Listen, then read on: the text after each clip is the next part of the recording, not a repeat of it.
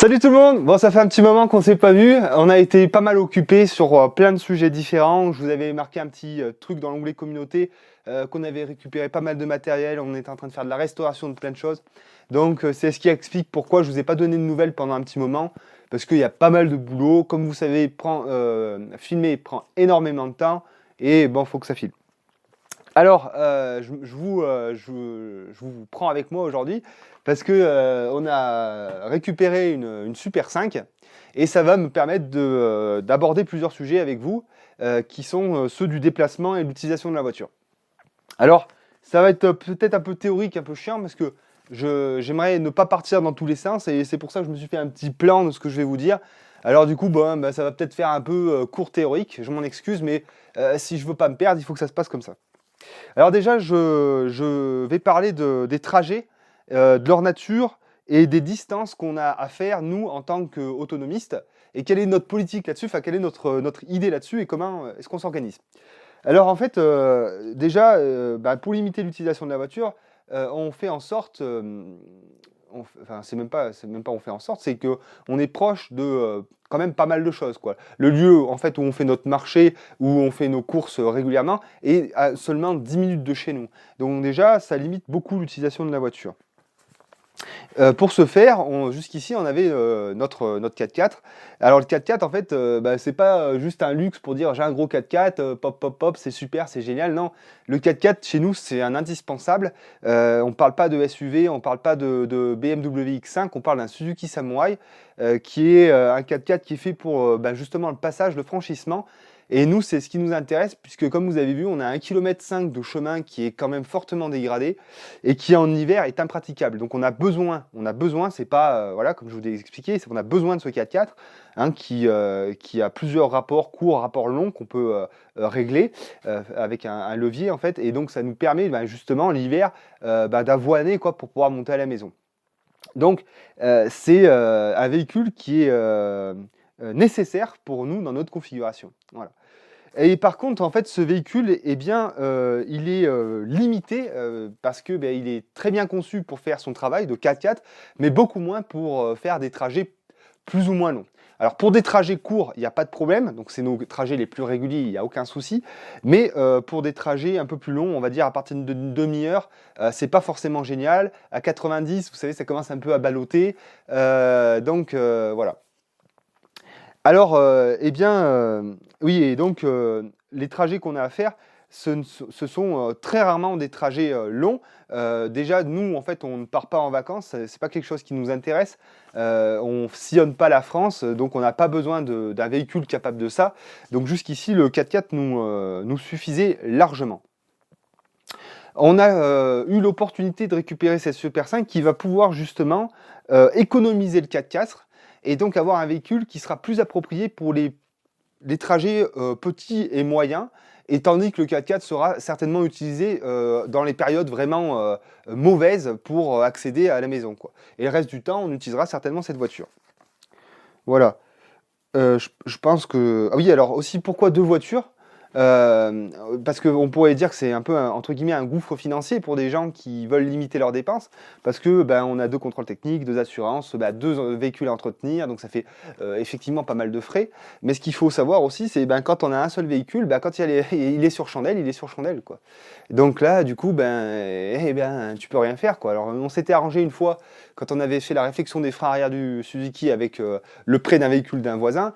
Mais comme vous savez, moi, j'aime pas trop être dépendant des autres, ça m'intéresse pas trop. Et puis bon, voilà, c'est toujours demander aux autres, demander aux autres. Moi, j'aime pas trop, ça me gêne beaucoup. Donc du coup, bah, cette situation, heureusement qu'elle avait pas duré parce que bon, je pouvais pas, voilà, tolérer ça plus longtemps. Donc là, en fait, bah, quand j'en ai un en panne, il y a l'autre qui tourne, donc bah, c'est super, quoi. Donc là, on en revient à la règle, eh bien, 2 égale 1 égale 0. Voilà. Bon, je vous fais un petit topo sur cette voiture. Alors, bah, c'est une Super 5 Bye Bye. Alors, c'est les derniers modèles de Super 5, elle est de 96. Alors, c'est un moteur Cléon, ça fait 60 chevaux.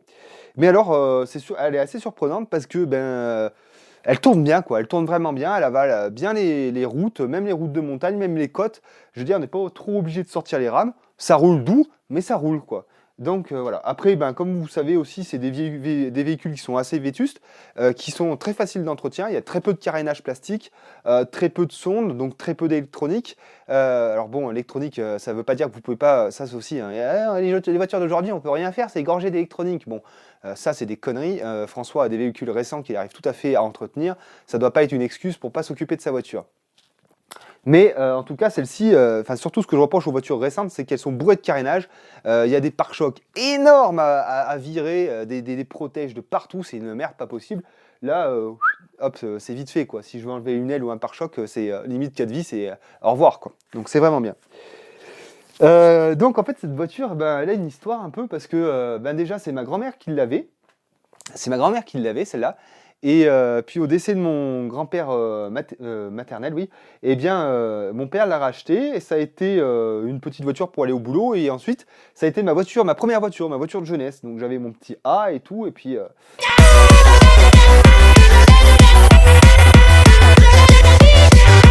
c'était avec elle que j'allais au travail. Donc elle m'a rendu de fiers services. Et ensuite, quand j'ai investi dans mon propre véhicule, eh bien celle-ci est retournée à mon père, qui l'a eu jusqu'à aujourd'hui. Et aujourd'hui, eh bien, qu'est-ce qui se passe sur cette voiture? Eh bien, elle est trop chère à entretenir.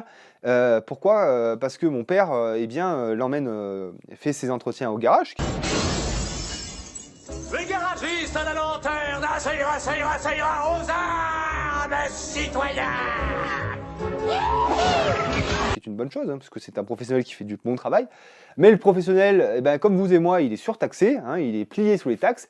Donc bah, derrière, il est obligé de vous faire payer, quoi. Hein, c'est pas lui qui est un voleur, c'est l'État qui est un voleur. Hein, ça faut bien, hein, votre garagiste, votre artisan, votre plombier, votre machin, faut pas lui gueuler dessus parce que c'est trop cher. Si c'est trop cher, c'est parce qu'il faut qu'il vive, quoi. Et si vous payez la moitié des taxes que lui paye, je pense que ça vous ferait bizarre aussi, quoi. Donc voilà.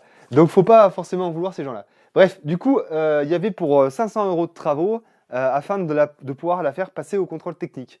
Donc 500 € sur un véhicule, bah, c'est la valeur du véhicule, hein. 500 € c'est ce qu'elle coûte. Donc vous croyez bien que bon, il y a un moment, faut savoir s'arrêter. Et en fait, j'en viens aussi au fait que bah, souvent les voitures, elles vont à la casse. Elles vont à la casse pour ces raisons-là. C'est qu'elles deviennent elles deviennent trop chères à faire réparer par un professionnel. Tandis qu'un particulier, lui, bon, bah, s'il le fait, au final, ça passe, quoi.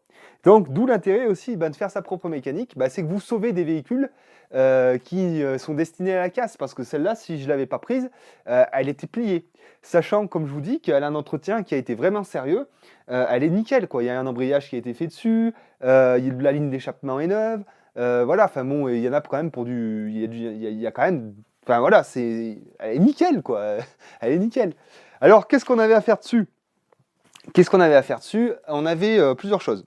Alors, un roulement arrière. Donc ça, avec la presse hydraulique que j'ai, ça a été impeccable pour le faire sortir. Là, vous voyez, hop, il y a mon tambour arrière. J'ai fait sortir le roulement, impeccable. Donc j'attends les pièces, évidemment. Il y a les pneus avant qu'il faut changer. Donc ça, bon, c'est de l'entretien courant. Donc ça, j'y ferai faire en garage, le changement des pneus ainsi que le parallélisme pour avoir quelque chose de nickel. C'est pas moi qui vais le faire. Et ensuite, les choses plus contraignantes et qui impliquaient donc une grosse dépense, eh bien, c'était la réflexion des joints cache-culbuteur, comme vous m'avez vu faire sur le Suzuki, mais aussi le joint carter d'huile, en fait, qui commençait à pisser, quoi. Donc ça, évidemment, ça demande du temps, et c'est ce qui fait que la note est chère.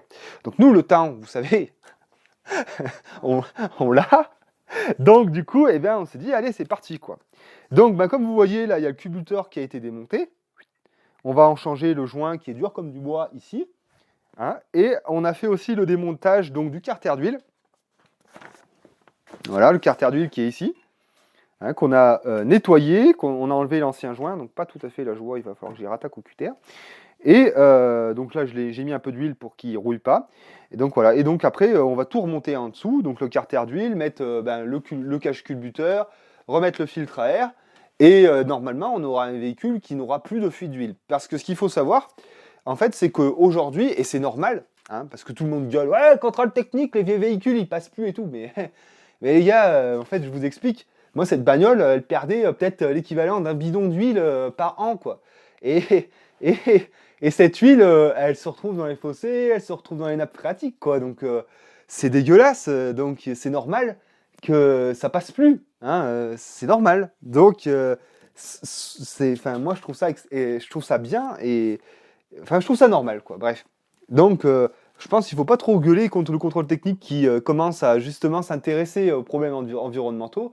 On est toujours en train de se plaindre que l'environnement ça va pas et puis quand eh bien on fait des contraintes justement pour que ça aille mieux, et ben ça va encore pas. Donc bon, les Français, je sais bien qu'on est connus pour râler, en particulier moi, mais il y a des moments où faut savoir ce qu'on veut un peu, quoi. Hein. Et d'ailleurs, en fait, celle-là, le contrôle anti-pollution, il n'y a pas de problème, en fait. Hein. C'est juste les pertes d'huile qui posent problème. Donc, voilà. Ben voilà, je crois que c'est à peu près tout hein, ce que j'avais à vous montrer. Donc bon, les réparations, c'est pas des trucs que je vais vous montrer en vidéo parce que la chaîne va pas se transformer en chaîne mécanique, hein, c'est pas le but. Mais voilà, le but, ben, c'était de vous expliquer un peu comment est-ce que nous on voyait l'utilisation de la voiture, c'est-à-dire déjà pour des trajets courts. Hein, comme je vous expliquais, on ne sort pas de la région, c'est pas, enfin on en a rien à foutre de sortir de la région, on est très bien chez nous déjà. Et puis on a tout à proximité, voilà. Et donc quand je voudrais aller voir mes parents qui sont dans le Puy-de-Dôme et tout, hop, on prendra celle-là en avant et basta quoi. C'est une vidéo récup encore. C'est une vidéo récup, exactement, c'est une vidéo récup. Hein. Moi j'ai payé juste la carte grise sur celle-là. Mon père voulait s'en débarrasser, donc en avant quoi. Et voilà, et c'est vraiment. Et donc moi c'est ce que je vous conseillerais. Je vous conseillerais justement des machins comme ça, des cajots comme ça. Vous en avez des pages entières sur le Bon Coin, ça coûte 300-400 balles. Bah, vous achetez ça, ça vous fait une seconde voiture, par exemple pour aller faire le potager, par exemple pour aller chercher des merdes, voilà. Et donc du coup, cette bagnole, elle vous sert, ça coûte rien en assurance, hein, c'est 60 chevaux, donc ça coûte que dalle. L'assurance, oui, enfin c'est l'assurance qui coûte rien. Et en plus, vous pouvez faire, ça vous apprend à faire votre mécanique sur ce genre de véhicule, et ça vous, voilà, ça vous permet de vous apprendre la mécanique sur un truc que vous en avez rien à foutre, quoi. Donc à la limite, si ça pète, vous appelez le ferrailleur, il vous donne 50 €, il embarque la bagnole sur le camion, terminé, quoi. Donc voilà. Après, il faut avoir de la place pour faire ça aussi, évidemment. Hein. Bon, et ben voilà. Bon, c'est une 5 portes, comme vous avez vu. Hein, c'est le modèle donc de 96. Hein, ces bagnoles, elles sortaient alors que la Twingo était déjà sur le marché. Hein. Donc en fait, c'est kiff-kiff avec la Twingo et juste la carrosserie qui change. Hein. Mais c'est vraiment des bonnes bagnoles. Moi, je suis très content de l'avoir récupéré. Ah oui, putain, je suis désolé. Hein. Alors, devis aux alentours de 500 € chez un professionnel. Nous, en termes de pièces, 50 €. Je vous montre les factures. Même, je crois que c'est 40. Je compte pas les pneus, hein, ni le parallélisme. Donc après, les pneus, je pense qu'il y en a pour 70 € les deux pneus, plus le parallélisme, 60 €. Donc on doit être à 130 €. Donc 130 € pour les pneus, le parallélisme, plus 40 € de pièces, on est à 200 €. Voilà. Donc on gagne 300 € sur un professionnel, quoi. Hein. Voilà. Donc ça vaut le coup, hein, ça vaut le coup. Voilà. Bon, les amis, j'espère que tout ce que je vous aurais dit, ça vous aura pas trop saoulé. Je vous dis à la prochaine. Je vous montrerai certainement la petite Titine quand elle va rouler. Hein, on ira faire prendrons feu les pneus avant, hein, parce que avant d'aller les changer, ça va crisser un petit peu. On va s'amuser quand même. Hein. On est là pour rigoler aussi. Hein. Et puis après, je vous montrerai encore de la récup. Comme je vous ai expliqué, j'ai récupéré pas mal d'éviers en grès, etc. On verra ça ensemble. Voilà, je vous dis à la prochaine mes petits lapins. J'espère que ces vidéos sont intéressantes pour vous. N'hésitez pas à dire si elles ne le sont pas dans les commentaires. Je ne vais pas m'emmerder à faire des vidéos qui vous font chier. Hein. Allez, on vous fait des bisous, à la prochaine. Ciao.